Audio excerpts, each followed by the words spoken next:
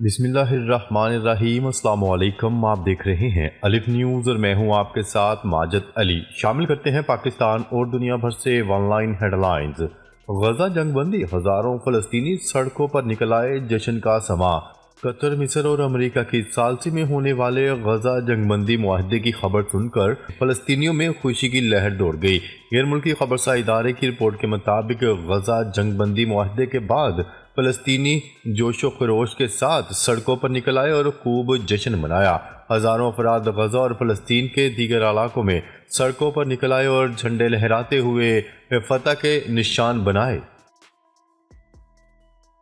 یمن کے حوثیوں کا بھی اسرائیل کے خلاف حملے روکنے کا اعلان۔ حوثی ترجمان کے مطابق حوثی اسرائیل اور حماس کے درمیان معاہدے کا احترام کریں گے۔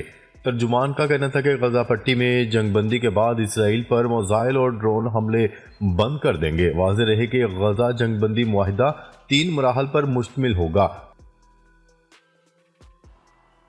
اسرائیلی وزیراعظم نیتن یاہو کی جو بائیڈن اور ڈونلڈ ٹرمپ سے ٹیلی فونک گفتگو۔ نیتن یاہو نے یرغمالی کی رہائی کے لیے ڈیل میں مدد پر دونوں کا شکریہ ادا کیا۔ اسرائیلی وزیراعظم آفس کے مطابق نیتن یاہو اور ڈونلڈ ٹرمپ نے جلد واشنگٹن میں ملاقات پر اتفاق کیا ہے۔ واضح رہے کہ حماس اور اسرائیل کے درمیان 15 ماہ بعد جنگ بندی معاہدہ طے پا گیا ہے۔ قطر کے وزیراعظم شیخ محمد بن عبد الرحمن الثانی نے دوحہ میں پریس کانفرنس کے دوران بتایا کہ معاہدے کا آغاز اتوار 19 جنوری سے ہوگا۔ فلسطینیوں کو امداد کی فراہمی تیز کرنے کے لیے تیار ہیں، انتونیو گوتریس کا بڑا بیان سامنے آ گیا۔ اقوام متحدہ کے سیکرٹری جنرل انتونیو گوتریس نے جنگ بندی معاہدے پر رد عمل دیتے ہوئے کہا ہے کہ جنگ بندی سے امداد کی راہ میں حائل تمام رکاوٹیں دور ہوں گی۔ سیکرٹری جنرل اقوام متحدہ کا کہنا تھا کہ جنگ بندی معاہدے سے دونوں اطراف سے قیدیوں کا تبادلہ ہوگا، اب تکالیف کو کم کرنے کو ترجیح دی جائے گی۔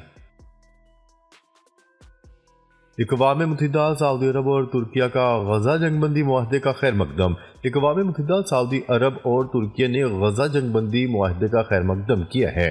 سیکرٹری جنرل اقوام متحدہ انتونیو گوتریس کہتے ہیں معاہدہ ہو گیا ہے، اب امداد میں رکاوٹوں کو فوری ختم کیا جائے گا۔ فریقین کو معاہدے پر عمل درآمد یقینی بنانا چاہیے، جبکہ سعودی عرب نے بھی قطر، مصر اور امریکی ثالثی کی تعریف کی اور کہا کہ غزہ کے خلاف اسرائیلی جارحیت ختم کرنے کے لیے معاہدے پر عمل درآمد کیا جائے۔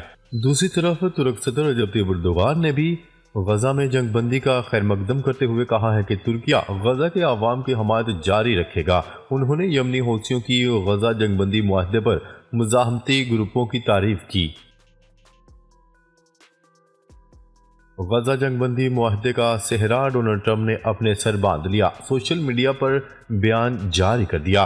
نومنتخب امریکی صدر ڈونلڈ ٹرمپ نے غزہ میں اسرائیلی مغویوں کی رہائی کے معاہدے کا صحرا اپنے سر باندھتے ہوئے دعویٰ کیا ہے کہ یہ معاہدہ ان کی نومبر کی تاریخی انتخابی کامیابی کے بغیر ممکن نہیں تھا۔ ڈونلڈ ٹرمپ نے اپنے social media platform Truth Social پر ایک بیان جاری کرتے ہوئے کہا، مشرق وسطیٰ میں مغویوں کی رہائی کا معاہدہ طے پا گیا ہے اور وہ جلد ہی آزاد ہو جائیں گے۔ اسرائیل کے ساتھ جنگ بندی کا معاہدہ فلسطینی عوام کی استقامت اور اس کی اپنی مزاحمت کا نتیجہ ہے۔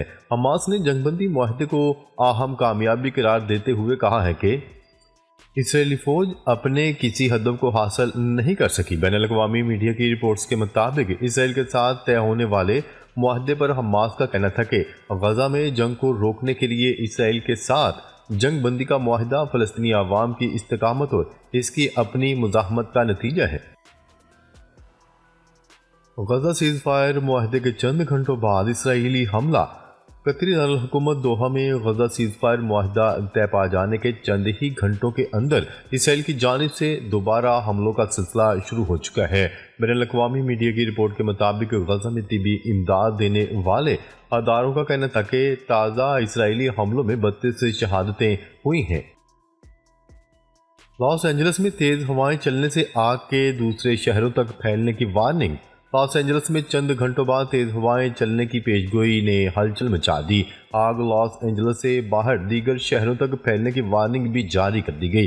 امریکی نشریاتی ادارے CNN کے مطابق لاس اینجلس میں تیز ہوائیں چلنے کے نتیجے میں 60 لاکھ امریکیوں کو شدید آگ کے خطرات کا سامنا ہے۔ لاس اینجلس کے قریبی دیگر شہروں تک بھی یہ آگ پھیل سکتی ہے۔ غزہ جنگ بندی کا خیر مقدم ایک نئی جنگ سے خبردار کرتے ہیں پاسداران انقلاب۔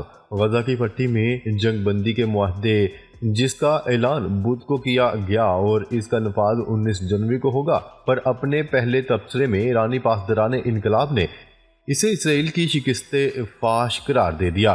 گارڈز نے اسرائیل کی جانب سے معاہدے کی خلاف ورزی کے امکان کے بارے میں خبردار کیا اور خلاف ورزی کی صورت میں نئی جنگ کی تیاری کی ضرورت کا اشارہ دیا گیا۔ پاسداران انقلاب نے جمعرات کو ایک بیان جاری کیا اور کہا ہم نئی جنگوں اور جرائم کا مقابلہ کرنے کے لیے جنگی تیاریوں کو برقرار رکھنے کی اہمیت کو یاد کیے ہوئے ہیں۔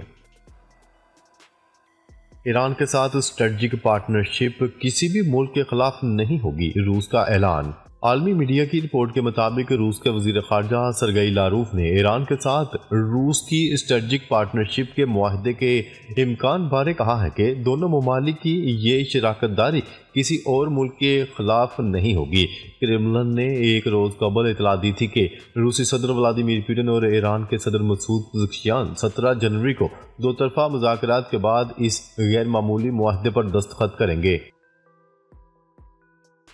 بھارت کی خلائی ڈاکنگ کامیاب، یہ کارنامہ انجام دینے والا دنیا کا چوتھا ملک بن گیا۔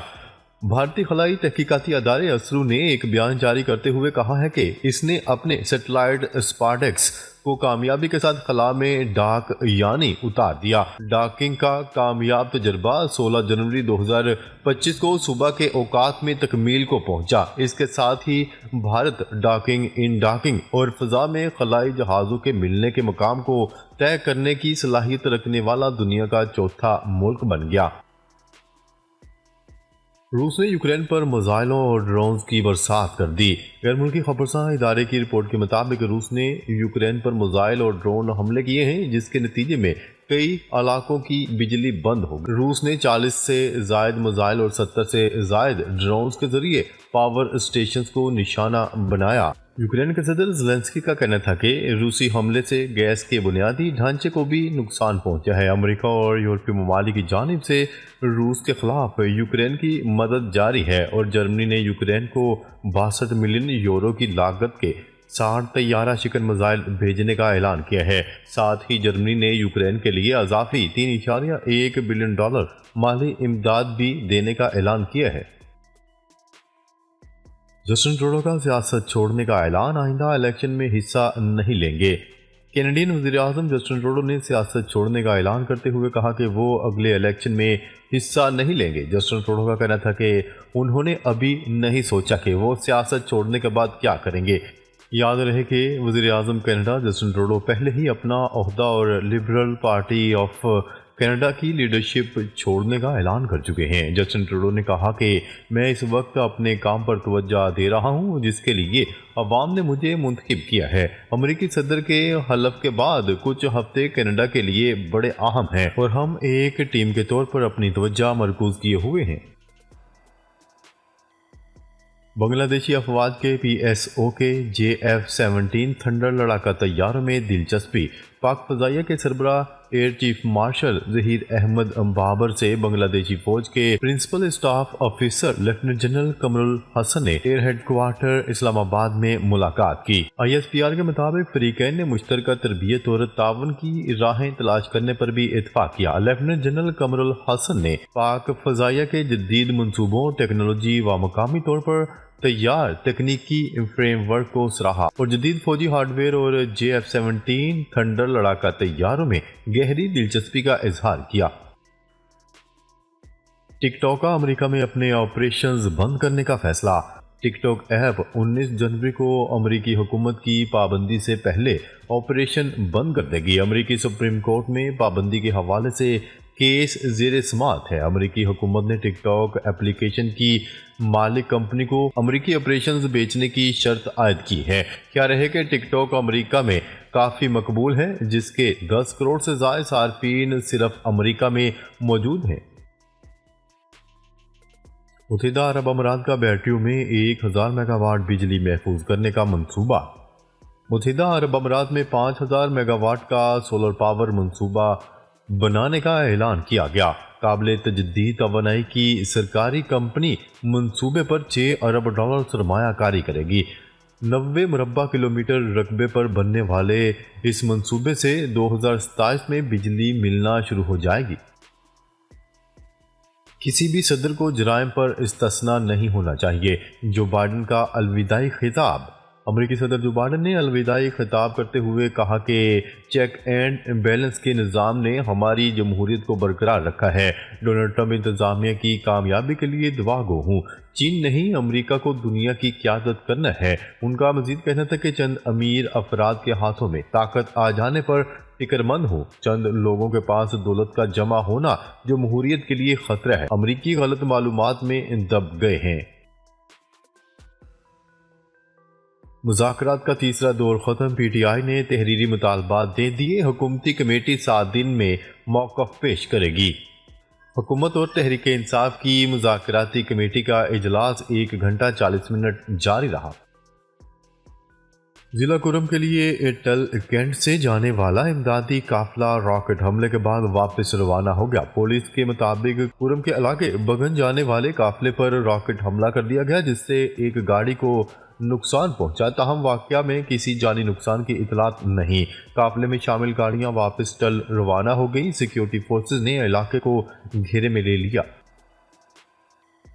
پاکستان نے مقامی سطح پر پہلا وینٹیلیٹر تیار کر لیا۔ پاکستان نے مقامی سطح پر وینٹیلیٹر تیار کر لیا ہے، جو درآمد کیے جانے والے وینٹیلیٹر کے مقابلے میں انتہائی سستا ہوگا۔